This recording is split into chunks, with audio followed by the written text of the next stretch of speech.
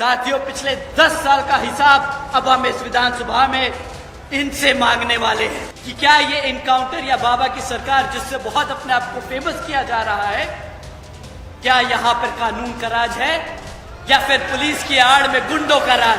भाजपा की सरकार के मुख्यमंत्री अपने आप को इनकाउंटर स्पेशलिस्ट बताते रहे, यहाँ पर कानून का राज का ढिंढोरा पीटते रहे, जबकि उनकी नाक के नीचे उनके प्रदेश में पूरे देश भर में सबसे ज्यादा हत्याएं होती रही। 4,500 करोड़ से ज्यादा की लागत लगाई थी इन्होंने इस लखनऊ कानपुर एक्सप्रेस को बनाने में।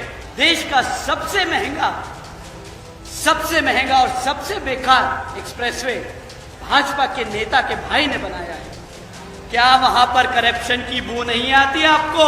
उन्हें हम जरा नोएडा और आगरा का एक्सप्रेसवे दिखाएं। इतने सालों बाद भी आज वो ऐसा का ऐसा ही खड़ा है। क्या आपने अपने बच्चों को इसलिए पला बढ़ा के, पढ़ा लिखा के, दिन रात मेहनत करके उन्हें इतना बड़ा इसलिए किया कि हफ्ते में एक दिन वो पकौड़े तले, एक दिन वो रेड़ी लगाए और सरकार उन्हें रोजगार मान ले? 4,500 करोड़ से ज्यादा की लागत लगाई थी इन्होंने इस लखनऊ कानपुर एक्सप्रेस को बनाने में, और कहते हैं, मैं तो बस कह रहा हूं जो मैंने पढ़ा है, कि भाजपा के सांसद के भाई की कंपनी थी वो। अब जरा कोई सवाल उठाए इस बात पर, क्यों अब मीडिया में इस पे बात नहीं होती?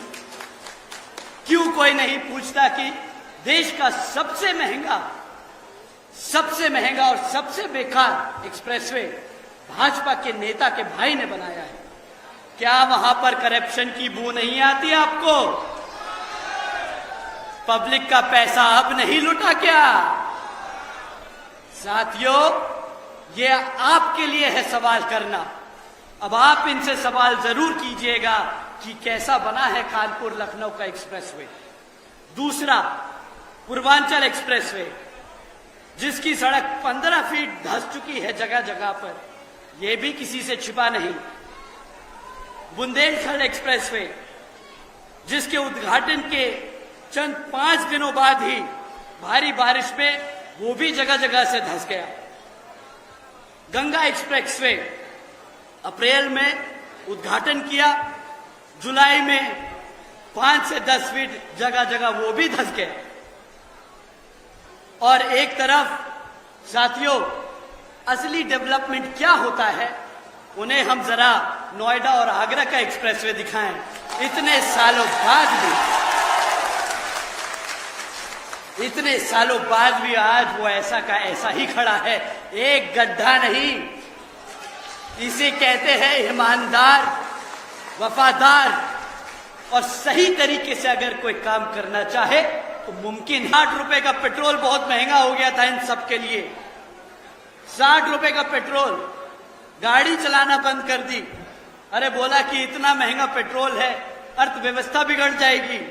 और आज जिसका पेट्रोलियम मंत्रालय ही नहीं है, वो ही जाके कागजों पे साइन करके बोल रहा है मैंने E100 ले आया, आज आपको मिलावटी तेल मिलेगा।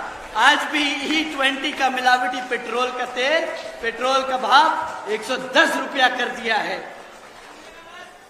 गन्ने का रस 60 रुपए में पेट्रोल मिलता था, आज 110 रुपए में गन्ने का रस बेच रहे हैं। मैंने बहुत लोगों को देखा गन्ने के स्टैंड के बाहर जाके खड़े होके बोलते हैं, हाँ अम्मा मैंने तेल तो भरवा लिया है, घर पे लोग आए हैं, उनके लिए भी थोड़ा सा कैन से ही निकाल लूंगा, गाड़ी के पेट्रोल के टैंक से ही निकाल लूंगा।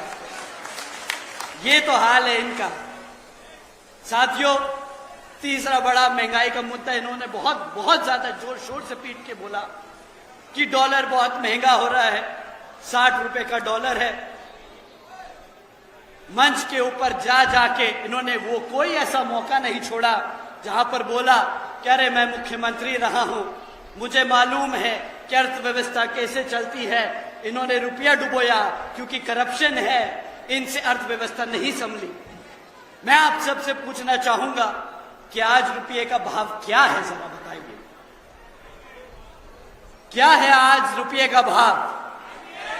98, जब तक आपने 98 बोला वो 100 पार कर चुका हो।